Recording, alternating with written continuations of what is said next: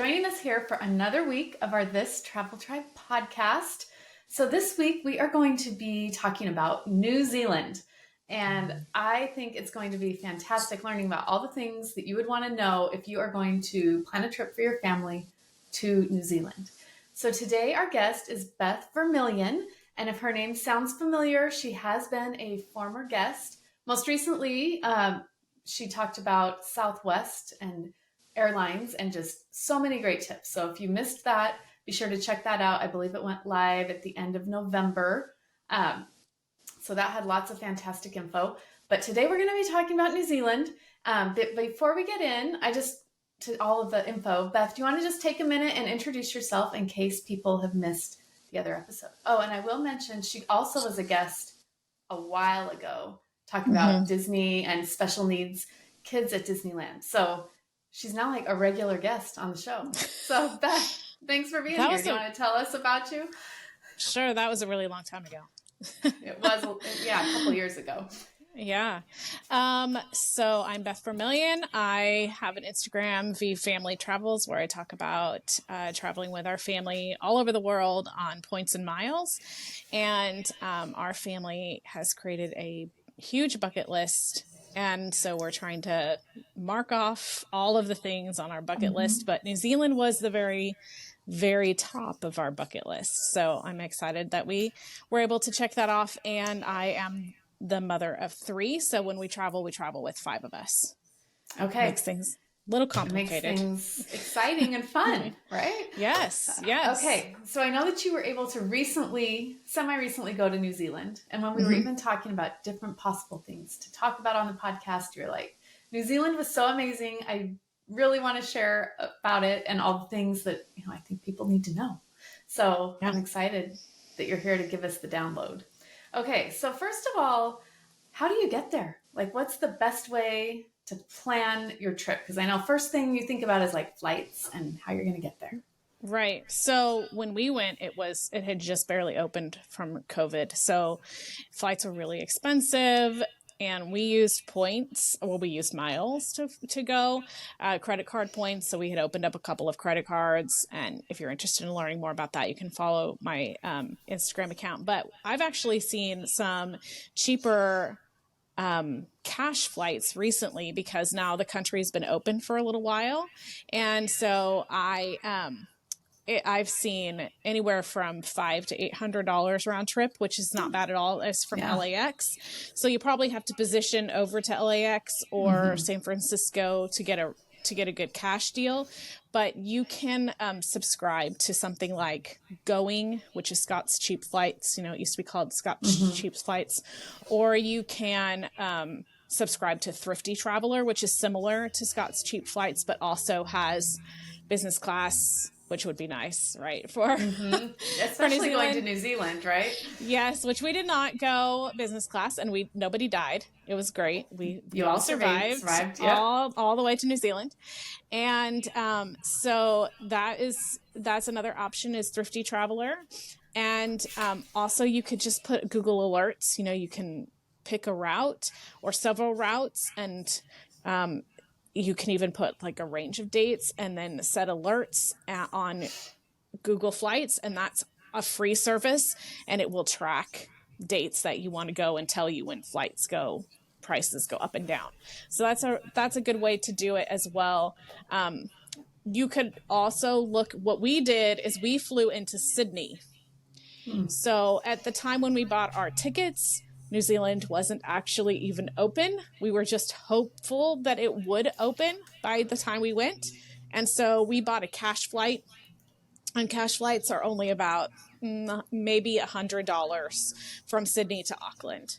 So that's what we did. We bought, we used points to fly all the way to Sydney. So you could maybe even find a cash flight that's a little cheaper to Australia and then fly from there. So we spent a few days at the end of our trip in Sydney and tacked that on to the end, which was fun. Which is a great place to visit too. Yeah, so it was awesome. Now I have just one question on the Thrifty Traveler and Going. Do they offer free options or is it all paid options with those services? So with Going, there's a free option.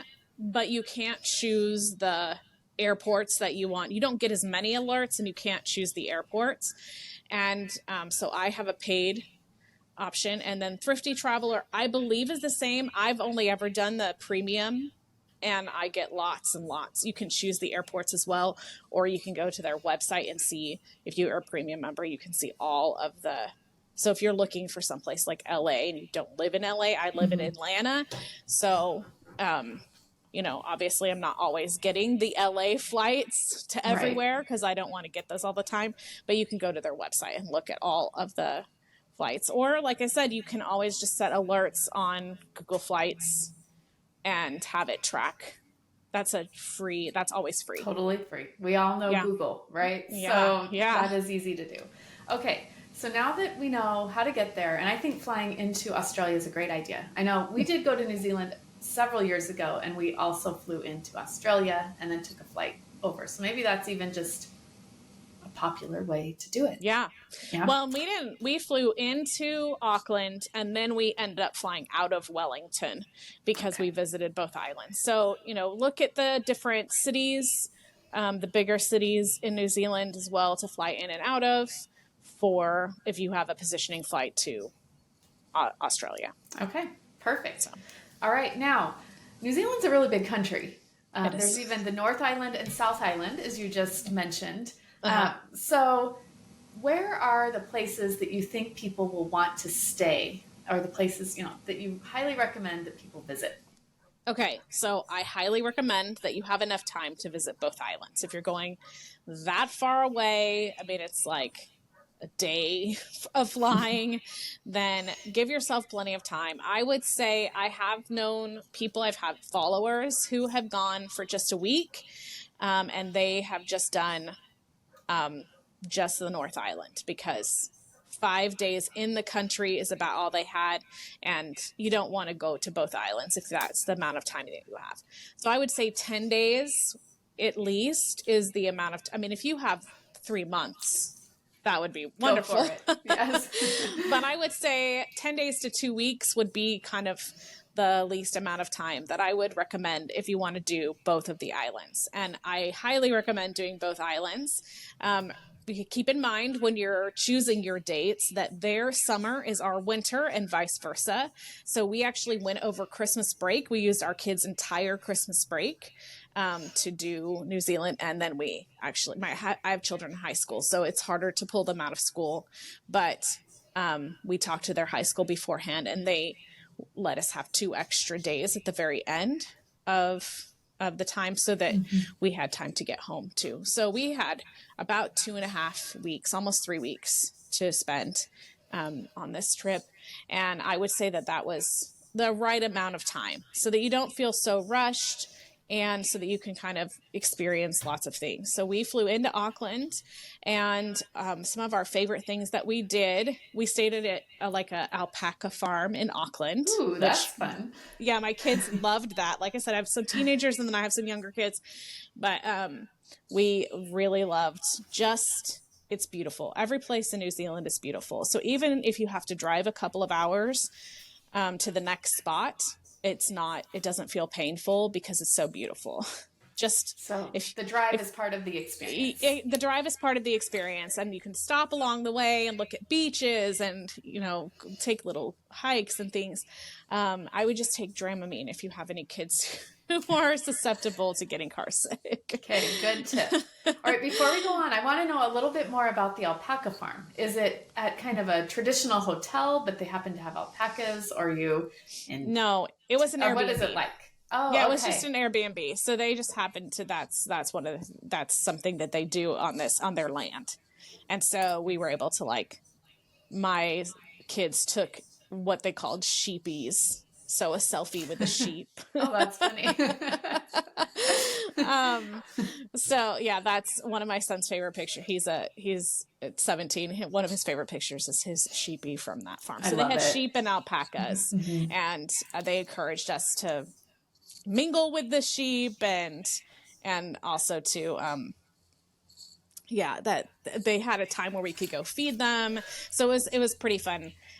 It was near Auckland, but not in Auckland. So all of the places that we stayed in New Zealand were Airbnbs, which I would highly recommend because it's, I talk about points and miles on my Instagram account, but I still encourage everyone not to stay in the big cities where you can stay in a hotel where you can pay with points, because the real beauty of New Zealand is not found in the big cities like Auckland. It's a fabulous city, but it's just a city. And the beautiful countryside is really what you're going to New Zealand for. And so get out of the cities and visit the other parts of New Zealand. Great. And Airbnbs are always great for families, right? Because you have the kitchen and you have a family room and you're not just all in one hotel room all and together. And they weren't expensive. They were between $100 and $150 a night.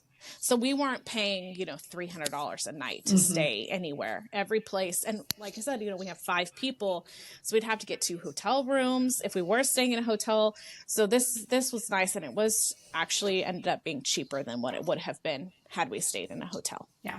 Good tip. I'm a big Airbnb lover too. So yes, and the Kiwis, that's that's what they call people in New Zealand, is Kiwis, and they're just so friendly and they're so excited that you've come to visit their country, and so I loved it for that part too, that we got to know some of the people that live in the area. Yeah, that makes it even more special, right? Yeah. Okay, so you're recommending you stay a little bit outside of Auckland, and then where else should people go? So from Auckland, I highly recommend, you can day trip it, but I highly recommend driving to Waitomo and staying in Waitomo. So Waitomo is like south, west of New Zealand, not of New Zealand, that would be in the ocean, of Auckland. And it's a very small town, but it has the glowworm caves, which are really cool and not something you can see here in the States. So that I would recommend staying at least one night and doing one of the Blackwater adventures in Waitomo, especially if you have older kids. I think you have to be 100 pounds to do their, their shorter Blackwater adventure. And I'm not sure about there's 2 different Blackwater adventures, but you can also take a canoe and go through the glowworm caves. There's, other ways that I think you can walk on a path through the glowworm caves, but the coolest things to do are either a rappelling adventure that also has tubing, or just more of a tubing adventure. So you wear like a light on your head, like a headlamp, and you have a tube and you wear a wetsuit and you go through this glowworm cave, and it's like 3 hours long, I want to say, but it is so fun and a cool adventure, especially you have teenagers. It's really fun. I have one who's a little claustrophobic, and it had been raining a lot, so the water was a little higher than it was normally, but she did great. So my 15 and 17-year-old, who at the time were 14 and 16, went on that with my husband, and I stayed back with my youngest, which actually worked out okay because they have fabulous playgrounds in New Zealand. So we went and played on the playground for 3 hours. Wow. She was happy so everyone was happy. Yeah, everyone was happy. Everyone had a good time. And then she and I went and bought some chocolate at the grocery store. So, I mean, perfect. Doesn't get better than that. Totally not. Yeah. I did my student teaching in New Zealand. So cool. So I lived in Auckland for a semester. So that was one of the reasons this was top of the bucket list for us. And so I had already done the Waitomo Blackwater adventure. So I didn't feel like I was missing out because I'd done it, I'd done it a long time ago, but I'd done it previously. Yeah, that sounds fantastic. I think. Yes. Adults and kids would love that. Yes, adults and kids. And we stayed in an Airbnb there as well. And I cannot recommend this Airbnb more. Like there is, it was fantastic. And actually a few of my followers have now booked it as well. And they loved it too. The views are spectacular. It's up on a mountain and you look down into the beautiful green valley, and it's a bed and breakfast, but you book it through Airbnb. And so they provide breakfast, and even if you're going not with your whole family, but like just with your spouse, they have a glamping site, which they let us tour, and it was amazing. It has like an outdoor bathtub that you're looking over into this view. So again, it was maybe $150. I think it was a little less than that a night, and slept 5.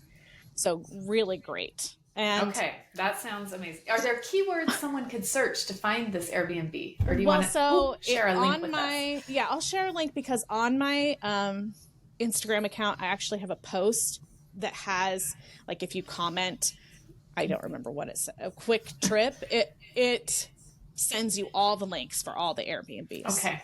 And all of the activities that we loved, like this Blackwater adventure in Waitomo. Perfect. So if you want to send me maybe a link to that post, and then I can link to that in the show notes for this episode. So absolutely. people can head over to This Travel Tribe and look for our New Zealand episode, and then you can be linked to all of Beth's amazing things that you won't want to miss in New Zealand. It'll all be in one place for you. Perfect. All right. So after Waitomo, what do you recommend? So still on the North Island. We're still on the North Island. Going over to Rotorua, which is where you're going to find a lot of the Maori cultural type of things, which is really great if you're visiting another country. I think it's really important to see, what is this country's culture all about? And so we booked a nighttime hongi, which is their traditional, like, cook in the ground, and then they did the haka and all kinds of the poi ball dancing and all that kind of stuff, and we got to see all of those. So they kind of do a show, and then you have dinner. They have like a Maori replica village set up, so they talk to you about how their villages were set up previously, and it's just really wonderful to learn about this beautiful culture. And it's family run, so there are several different ones that you can choose from. The one we did was called Matai Maori Village, and so you could do that one. We bought it on Get Your Guide, which is a great site that's kind of similar to Klook, or I'm trying to think of what the ones here, not like, kind of like Expedia, or I mean, Get Your Guide is pretty popular. I see it pop up a lot when I'm looking for activities in different cities. Yeah. So we bought our tickets through that. You can buy it straight through them as well. But I would definitely plan on doing that for one of the nights that you're there, because it's just fabulous. We stayed outside of Rotorua. That's where this area is. We stayed outside of Rotorua in a little area called Mossburn, but it was like a 20-minute drive into Rotorua. So again, we just picked an Airbnb that had beautiful views. I love that. And had laundry. We needed to do our laundry so that we can pack less. But it was on a farm as well. So lots of farm stays in New Zealand. Pack allergy pills if you're allergic. Yeah, seriously. And I remember when we were in Rotorua, we went to a mud bath place. Yes. It was pretty fun. Like, they gave us swimming suits to wear, which I think about it now and I'm like, that's kind of weird. Whatever. But hopefully they were clean. I know. But then you completely like immerse yourself in these mud baths and just smear mud all over, and it's supposed to be really good for your skin. I don't know. Yes. But and either way, it felt amazing. They have natural thermal pools as well in that area. You could go to a thermal pool. Some of them are free. Some of them you pay for. So it just really depends on what you want to do. You could always ask your Airbnb host if they have any recommendations in the area of spots that lots of tourists aren't going to. There are also free parks. You can walk around, and there's hot pots. You can pay to go see it smells like sulfur. Yes, there's quite a smell. I think my clothes smelled for like a year after this trip. Yeah. But you can pay to go into different hot pot type of stuff. Think it's kind of like Yellowstone, where you see all the bubbling type of stuff. So you can do that as well. One other thing, one of our favorite things that we did was go to the Skyline Park, and they have where you can take like a gondola up, and they have a luge. So have you been to the Alpine slides in Park City? I have. Yes. I think we even did the luge that you're talking about. Yeah. And it was really fun. It's different than the alpine slides Yes. or like a mountain slide that they have here where you're on a track. No tracks in Rotorua. No tracks. It's more like the size of a driveway, maybe even a little bigger than that. And so you can get up to a pretty good speed. You have to wear a helmet. You can get up to a pretty good speed. And if you have smaller children with you, then they can ride tandem. So my youngest was able to ride. She's legally blind. There's no way that we're going to just let her drive down. No, not a good idea. That. But she rode with her older brother, who apparently has some eyesight issues too, because he crashed. But good.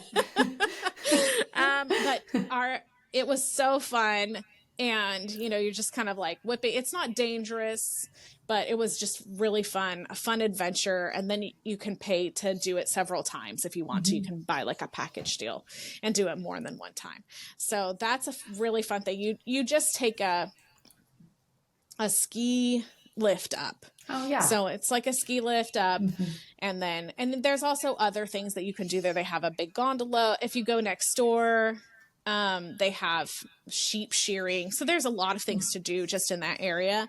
But I really like, especially if you have teenagers with you, I really like the luge because it's just a fun adventure that they wouldn't be able to do here, in the States. There's not anything like that. So those are that was how we filled our days in Rotorua. We went to the Maori culture night, and then we also did the hongi, and then we also did the Skyline Park. So I would definitely highly recommend both of those things. And then, of course, if you can find like a thermal pool, if you want to do that, or like the mud bathing type of stuff, that you could also do that. Lots of options. Yeah, lots of options in that area. So another thing that we did not do, because I'm not into Lord of the Rings, but it's super popular up in that Auckland area. So if you wanted to, you could pretty much make a loop, is what you're doing. So then after Rotorua, you can drive back up to Auckland, and on the way you could go to Hobbiton, which is super popular. Again, I haven't been there, but a lot of people have said how great it is. So that's just a fun, part of the day that you could spend. And actually, we went there when we were there. Okay. And I do not care about Lord of the Rings either. Yeah, I don't know. I fall asleep every time it's on. So, yeah. But we had a really great time. And they just have all the little hobbit houses in the hills. And we took tons of fun pictures. And it was gorgeous. And there were sheep all over the hills. And so, even if you're not a big fan, I think it could be a really fun place to stop. Yeah. Just like lots of amazing photo opportunities, and it's just beautiful. Right. Yeah. That's what I've heard, but we did not have time. Yeah. Some things have got to get cut. Yeah. Some things have to get cut. So that was kind of our 5 days in the North Island. And then we went back up to Auckland, and we flew down to Queenstown. And so in Queenstown, it's kind of known for bungee jumping and all that kind of stuff. We didn't do any of that. You can. My dad went bungee jumping down in the South Island. Brave soul. Yes. So he wasn't with us this time, but they went on a trip several years ago, and they went bungee. Well, my dad did. My mom did not. So you could, definitely do that. I would say with the South Island it's big, and there's so much to do. Like if you get a guidebook, and a travel guidebook, which is what I did. I bought one on Amazon, and it was overwhelming. Like there were, 40 things that we wanted to do, and we had like 7 days. So not enough time. Not enough time. So I would say pick your 2 top things. Think in your head, like, I will come back here. And pick your top 2 things, and then plan your South Island portion of your trip around 2 things, because otherwise you're going to be disappointed. You're not going to be able to get everything in, if you want it, because there's mountains in the way. It takes a long time to get around the mountains. It looks small, but it's not a straight shot. Like you can't just drive right over. So it takes a long time. And these roads are kind of built following sheep trails. And so it does take a long time to get places, like longer than you would think to get places. Like you look at a map and you think, oh, that'll take 20 minutes. hours later. Okay, good to know. So our top two things that we wanted to do was Milford Sound and Mount Cook. So tell us about those things. Those are the two things that we wanted to do. So Milford Sound, I did not get to do it. We went to the South Island when I was student teaching, but we didn't go all the way down to Milford Sound. So if you want to do Milford Sound, again, I recommend don't stay in Queenstown and take a lot of Dramamine for the windy roads. We stayed in a little town that was between Queenstown and Milford Sound. And that way in the morning, we would just wake up and drive to Milford Sound. So Milford Sound is a fjord. It's actually not a sound. And it is beautiful. Like there is nothing, I can't describe it. You take a boat ride. You can do an overnight boat ride, but I actually had a friend who recently did that, and she said she didn't like it as much.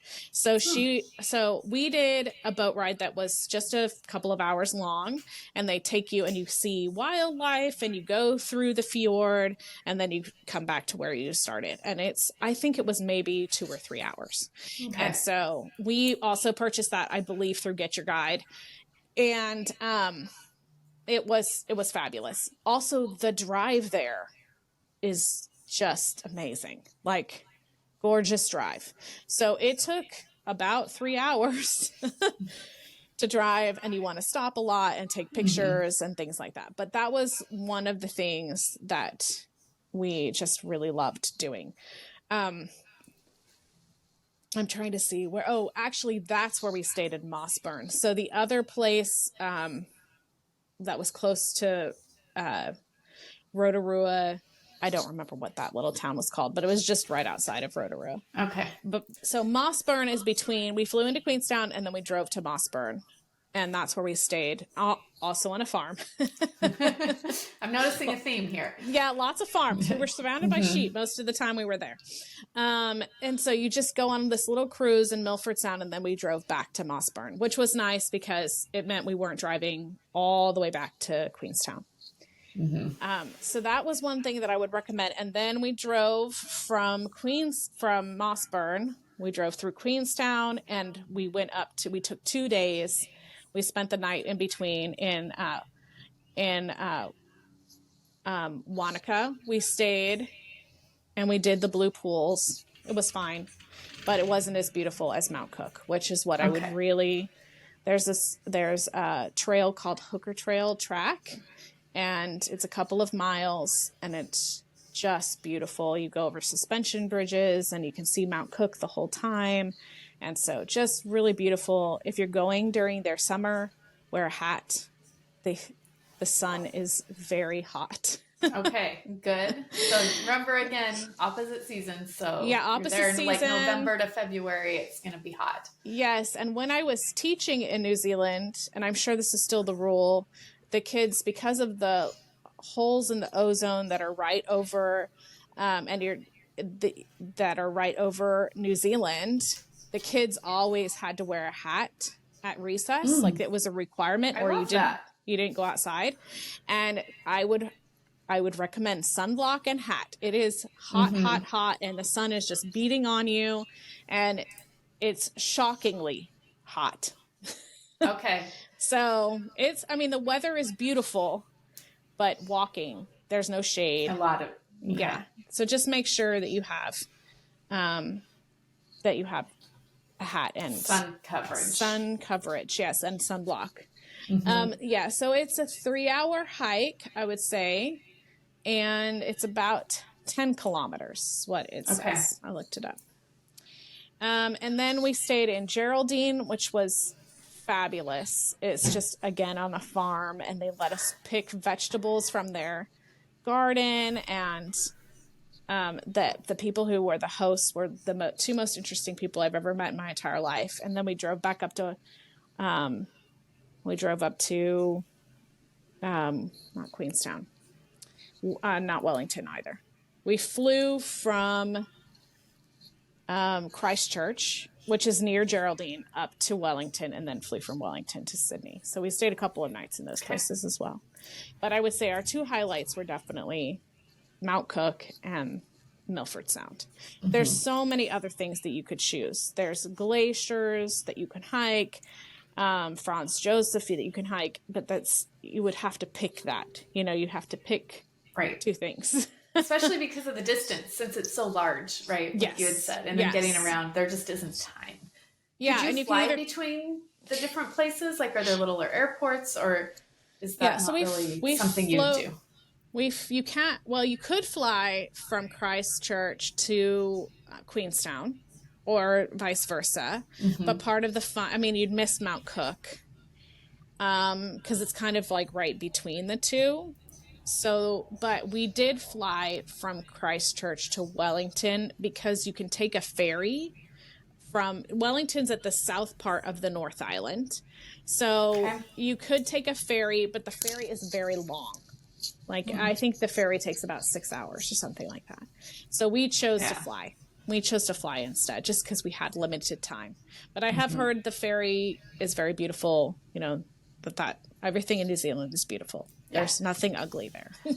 Everything is amazing. Everything is amazing. Yes. Yeah, you will not get bored in New Zealand. If you do, go eat some cheese. Because that's and then you'll feel better. Yeah, and then you'll feel better. You can eat the cheese in Geraldine. That's what we did. So yeah, that was just how we did our trip. But certainly, if you're looking at a guidebook and something else appeals to you, I would say pick two things, because you kind of can either do an East Coast drive or a West Coast drive, but you can't, unless you have a lot of time, you can't really do all of it. Do the whole thing. Okay. Right. Good tip. So you've mentioned so many fun things. I'm wondering if you have anything that stood out to your kids. Like, they were like, that was the best thing we did when we were in New Zealand. Yeah, so my son, his top thing was definitely that whitewater adventure. He loved that. And then my daughter my 15-year-old, loved the Maori culture experience. She loved being able to see, how they dance and the food and all that kind of stuff. She really loved that. So I would say those two things. And then for my husband and I, top of the list was definitely Milford Sound. It was just like not even top of the list, like above top of the list. And like, it might be one of the best things we've ever done in our entire lives. Wow. And then my youngest, she just really loved all the parks. They have these, I think they call them squirrel flyers or something, which is basically like a tiny little zip line that you sit on the seat, and almost every park had those. And she just loved that. It was just, she thought that was so fun. So fun. Yeah. Like a park. So simple. Yeah. I love that. Yeah. Okay, now you've mentioned driving a lot. So I'm thinking you're going to need to rent a car if you're there. Yes. So how did that go for you? Did you have to get an international driver's license? You want to just give us the details on that? So we did not have to get an international driver's license. We did rent through rentalcars.com. And it was just significant. And we tried to rent, like, my biggest advice for renting is rent as far out as you possibly can. Because we tried to look for cars a little bit closer just to see, like, had they gone down in price. And there were no cars left. Like, they were sold out. That's a problem. I would say definitely book as far out as you possibly can. On my phone, I have how much we paid, but I don't have it right in front of me. But we did a round trip back to Auckland, and then on the second rental car, we were able to do from Queenstown up to Christchurch. We were able to drop it off in Christchurch, and it didn't add significantly for some reason, which is why we did it this way. And you just have to check when you are deciding where you want to start and finish. It was significantly cheaper to go north from Queenstown to Christchurch than it was to go from Christchurch to Queenstown. So I'm not sure why that was, but it just happened to be for our dates that it was significantly cheaper to do it that way. So that's how we just rented through rentalcars.com, both islands. It was through Hertz. So it was a common, right, reputable chain. That you're familiar with. And then we rented a car in Wellington as well. And we did it through rentalcars.com. And it was actually in New Zealand, I think we ended up rentalcars.com maybe what we did in in Costa Rica, but I think actually we did discovercars.com. I'm going to look it up. Okay. Sorry. I should have You had are this good. ready before. Yes. So discovercars.com, I think is what it was. And that's what it was. I found them recommended on a blog about New Zealand and about, it had a bunch of comments from people. Another thing that I always highly recommend is to join a Facebook group for the place that you're going to visit, because then you can get real-time information, which is how everything with visas was changing so quickly, and with COVID tests and whether or not you needed them and all that kind of stuff, or COVID vaccines, all that kind of stuff was changing so quickly when we were going, and visa stuff is still kind of changing. So I would definitely join a Facebook group for New Zealand. The one that I belong to is called New Zealand Travel Tips, and it just has real-time stuff. So you can get up-to-date information about how do I do this now? Because sometimes some of the information you'll find is a little bit outdated because the blog was written 2 years ago or whatever. Right. That's a great tip. I love joining groups too. Like we're doing Christmas markets and later in December, and I was like, hey, I got to join the Christmas market group or Paris Disneyland group, or there's a group for everywhere you want to go. Everything. Yeah, we just went to the Grand Canyon, so I joined a Grand Canyon group because I was like, I want to find out what's going on there right this second. I love that. So that you don't need an international driver's license, but I do recommend that Discover Cars. It was Discover Cars, not rentalcars.com. We've used that other places. I'm sure you could use it there. But this was, I don't think it's New Zealand specific, but I think it's more overseas, a company that's used a lot more overseas than it is here in the States. And they work with reputable companies like Hertz. So what's the advantage of going to Discover Cars rather than just directly to Hertz? Well, I would normally say it's better to rent directly with a company, but this was so much cheaper. I remember looking at Hertz and looking at and even going through our AAA discount, and it was still hundreds of dollars cheaper to go through Discover Cars. So I wouldn't say that is true everywhere, and you are going to have, I would call and make sure that your car's actually rented. But we had no problems. With it. I read lots of reviews about discovercars.com before we booked with them, but their customer service was great, and every place had. The only thing is, when you do a third party, you don't get the perks. So we have Hertz status, and that was not honored at any of the places. But if you're saving a few $100s, then who cares about some points, right? Yeah. And we had rented minivans in all the places, and so we didn't need we have President's Circle, and so we could pick what car we want. I don't even know if they have that internationally anyway. So I've never seen a President's Circle place to go pick up cars. I didn't see one in New Zealand, so I would assume that you weren't missing out anyway. Yeah, that wouldn't have been an option anyway. Yeah. So it's just points that we didn't get, which no big deal. Okay, now what about a visa? Do you need that to go to New Zealand? So you don't need a visa. What you need is it's called an NZETA. So it's an electronic travel authority visa. And you could just do it very easily online. It's only $23 NZ, so just New Zealand dollars, $23, which is, I would say that's only maybe 15 US. The exchange rate's quite good for us. And if you use the app, it's a little cheaper. So if you download their app, then you can get it for even cheaper.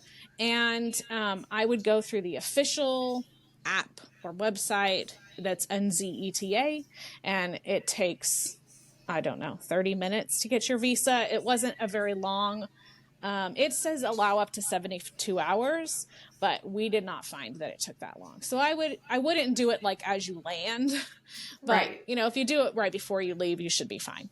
Okay. That's good to know, because I'm sure some people arrive and they don't realize they need it. So just do it before you go. Right. It says here that it has to be issued before arriving in New Zealand. So I guess before. And then you also need To do it, you'll just need your passport as well. Right, of course. And normally make sure you check it because most countries don't let you in if it expires within 6 months. Right. And so New Zealand. Be sure to check that. And from your departure 6 months. So just be careful that you have that. But yeah, if you're coming from the US, you don't need an actual visa. You just need this e-visa. Okay. Yeah. All right. And then how about phone service? Did you have anything you wanted to add about that? So we actually purchased SIM cards in the airport. I think they were like $40. And we changed out, they helped us, and we switched out our SIM card for that SIM card. And then we just put our original SIM cards in a safe place. And we used that the entire 2.5 weeks that we were there. And those worked out really well. The only thing that I would say is you get a new phone number. And so you're not getting all of your messages. So if you have like a really important work call, you may not want to do a SIM card, but we decided to do that over an eSIM, just because the eSIMs in New Zealand at the time didn't work as well. So we decided to do a SIM card because it was supposed to work better. Again, I found all this stuff on the New Zealand travel tip site that I wouldn't have known. I might have bought an eSIM and then realized 2 days into the trip that it wasn't working very well. So, because they do have them, they just don't work very well in New Zealand. Okay, so I have never switched out a SIM card on my phone. So tell me a little bit more about this. So you pay $40 and you put it in your phone, and then do you just have service for the duration of your vacation? Yeah, so it's like you now have a New Zealand phone number, and you now have Wi-Fi in New Zealand and cell service in New Zealand. And so even places where we didn't have Wi-Fi, we weren't connected to like Starbucks Wi-Fi or something, we still had cell service. So we could get maps on our phones, which is super important when you're in a place where you don't know where you are. And we could still, we could make phone calls locally without having to pay, fees. Crazy fees. Right. And so, and then when you're done, you just put your own SIM card back in, you make sure you keep it in a safe place. Yeah, don't lose that. Don't lose it. And put your own SIM card back in, but you don't have to pay for service. Like the $40 is all we paid. Okay. And you can pay different amounts, like there's different different SIM cards that have different, kind of like cell service. So you could pay less. You could pay like $30 or $20, but you wouldn't have as many gigs, or it wouldn't be as fast. So we plan on doing that again when we go to Japan next year. We're going to do a SIM card, likely when we haven't decided exactly, but likely when we go to Peru later this year. We're going to do a SIM card when we go to Germany. So it worked out really well, and it's a lot cheaper. We have Verizon, and I think it's $10 a day. Right, and which really adds up on the 2 to 3 week trip, right? Right. Although sometimes it does max out. I know I've seen with our plan, but it maxes out at definitely more than $40. Right, and we felt like for the $40, it worked really well, and we would recommend it. We would do it again. Okay, that's a great tip. Now, you mentioned cheese.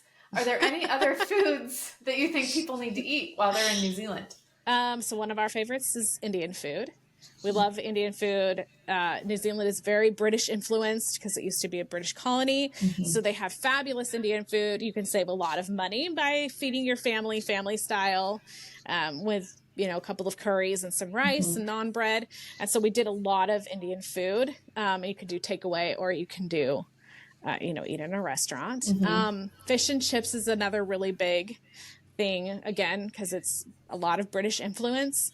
I would say their food is like a hongi would be their like traditional food, and really you're not gonna see that a lot unless it's in like in a cultural, a paid event type of environment. We also did a lot of groceries. So a lot of people asked me before I went and while we were there, are the groceries very much more expensive? Groceries are expensive in the US right now. So I would say the price is about the same, but we did a lot of, they have like kind of like they have here where they have delis in the grocery store. And so we would go get meat pies, which were delicious, or like quiches in the, little personal meat pies, little dish. And so we would have that a lot of times for breakfast or lunch in our Airbnb, or we would get sandwich stuff. We bought a cold bag at one of the grocery stores, and we just did a lot of sandwiches. And so picnics, we had a lot of picnics, and that saved us a lot of money. But usually for dinner, we would eat out someplace, and we ate a lot of Indian food. Okay. we really like delicious. Yeah, we really like Indian food, so it worked out okay. So you were all happy about that? Yes. Yeah, we were really, that was delicious. Or like Chinese, they have a lot of a lot of influence from the Asian countries. So okay, lots of options basically there. You won't go hungry. No, you won't go hungry. You won't go hungry. But think kind of like British, a lot of British type of food, which is delicious. All the pies, the meat pies, and all those kind of, and then the cheese. I love cheese. And that sounds awesome. Yeah. Okay, so are there any other tips or things you think people need to know that we haven't covered yet? It sounds far away, but you should go anyway. I like it. And it was the least crowded place that I've ever visited. So that was lovely. Like, we'd go to the beach. We were the only people at the beach, and it was Christmas time. Like, the kids were on holiday. So kids there were on holiday as well. They were out of school. And the only time we felt like there were tons of people was when we were inside of Queenstown. We drove through Queenstown and we were like, get us out of here. There's too many people. Too many people. There's not enough sheep. But we just really felt like there just was so many beautiful things to see, and not a whole lot of people. We felt alone most of the time, which was even cooler because we were like, it's just us in this beautiful place. Why are there not more people here? Right. It's like this well-kept secret. It is. And I think it's just really far away for us. And also it's not hugely populated. It's just not a lot. There's more sheep in New Zealand than there are people. That sounds amazing. Yeah, it was. And again, pick your 2 things that you want to do, and then there's so much that you can see that you could really pick your main 2 things and then base a full 7 days around those 2 things. Cause you just fill in the gaps with so many other things in that area. And you could see penguins, you could, you could see glaciers, you can spend time whale watching. There's just so much, that you could do. We felt like we loved our trip, but we want to go back and do more. Which, like you had said, is always a good thing to think about when you're traveling, so that you don't have this fear of missing out, right? Yeah. It's like, I can come back. It's okay. Even if you don't come back, it's okay. Like, you're still seeing amazing things. Yeah, it's very true. And making memories with your family. So that's the whole point of this, right? Yeah. Okay. One more tip would be to take light raincoats, because it does rain, mist, all that kind of stuff quite a bit. So even in the summer, I know you don't really think about jackets. Especially for the South Island. Yeah. Okay. All right. Well, this was so good. I feel like I missed out on so much when I went to New Zealand. We didn't make it to the South Island. So you got to go back. I gotta go back. I'm feeling inspired. I'm already like, when can we fit this in? I want to go. Yeah. So it sounds so fantastic. So Beth, thank you so much for coming, for sharing all of this about New Zealand. Again, we will post links to Beth's lists of Airbnbs and fun things to do over in the show notes. So you can check that out. You can also follow her over on Instagram at just the letter V, Family Travels. And so thanks for joining us, Beth. I really appreciate it. Thank you so much. It was so fun to visit with you again, Lisa. Yes, it was. All right. All right.